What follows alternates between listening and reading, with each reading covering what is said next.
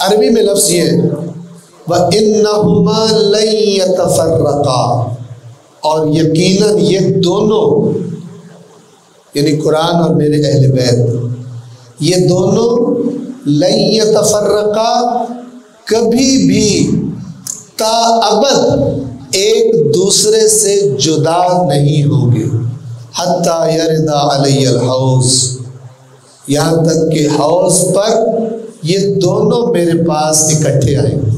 یعنی یہ جو میں تم سے بات کر رہا ہوں اس وقت سے لے کر قیامت تک، حوض کوثر کے وقت تک یہ بات ذہنوں میں بٹھا لو کہ ہر چیز ایک دوسرے سے جدا ہو سکتی ہے، اللہ کا قرآن اور میرے اہل بیت کبھی ایک دوسرے سے جدا نہیں۔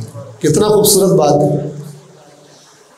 ہدایت کی ایک دنیا پوشیدہ ہے اس جملے میں، ہدایت کی رہنمائی کی ایک دنیا، ایک سمندر اس جملے میں پوشیدہ ہے۔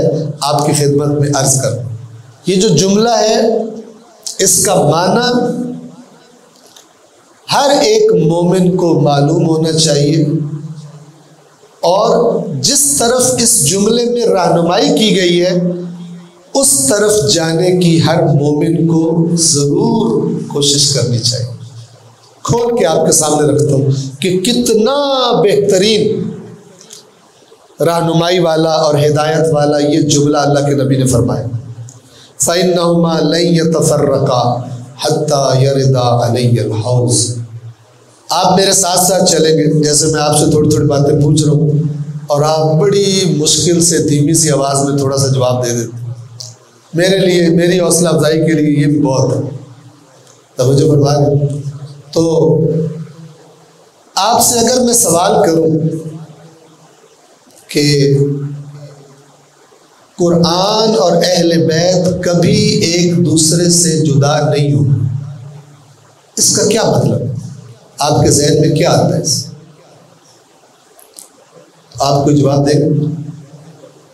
ایک جواب ہوتا ہے ماشاءاللہ، یعنی آگے چلو، آگے ٹورو۔ جی بالکل بالکل بالکل صحیح۔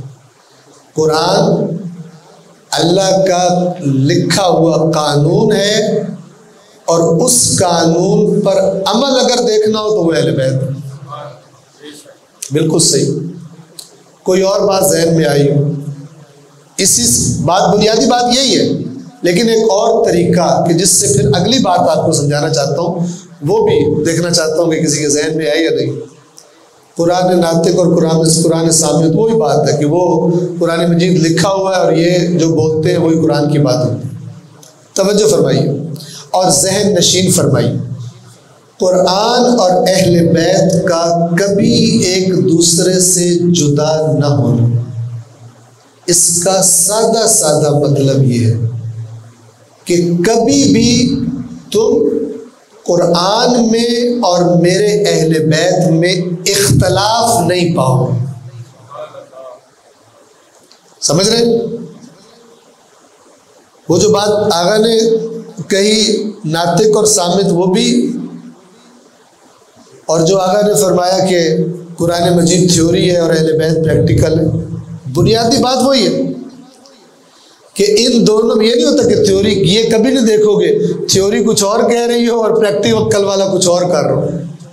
تھیوری والا کہہ رہا ہو کہ فزکس کا کام کرنا ہے اور پریکٹیکل والا کیمسٹری لیب میں گھس کے کیمسٹری کا تجربہ کر رہا ہو، ایسا کبھی بھی نہیں ہوگا۔ قرآن اور میرے اہل بیت کی باتوں میں کبھی اختلاف، قرآن نے جو حکم دیا ہے اس پر عمل وہی صحیح ہوگا جو میرے اہل بیت نے کیا۔ توجہ فرما لیے، یہ معنی واضح ہے۔ بس جدائی نہیں ہوگی یعنی اختلاف نہیں ہوگا، کبھی ایسا نہیں ہوگا قرآن یعنی اللہ، قرآن کون یعنی قرآن کون ہے؟ اللہ کا کلام ہے۔ قرآن کچھ اور کہہ رہا ہو، کبھی بھی نہیں دیکھو گے کہ میرے اہل بیت اللہ کی بات کے خلاف کچھ کہہ رہے ہو، اللہ سے اختلاف کر رہے ہو۔ یہ ہر کوئی کر لے گا، میرے اہل بیت نہیں کرے۔ اگر آپ توجہ فرمائیں تو اسی بات سے اہل بیت کے معصوم ہونے کا بھی پتہ چلتا ہے۔ معصوم کسے کہتے ہیں؟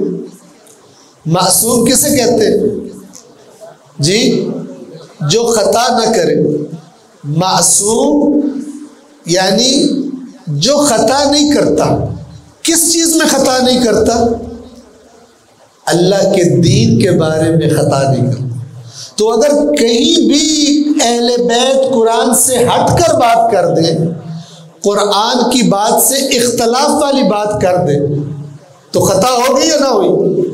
جی سمجھے؟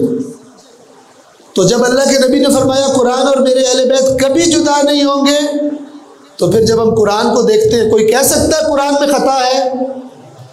تو پھر جو قرآن سے کبھی نہیں جدا ہو سکتے ان میں بھی خطا نہیں ہو سکتا۔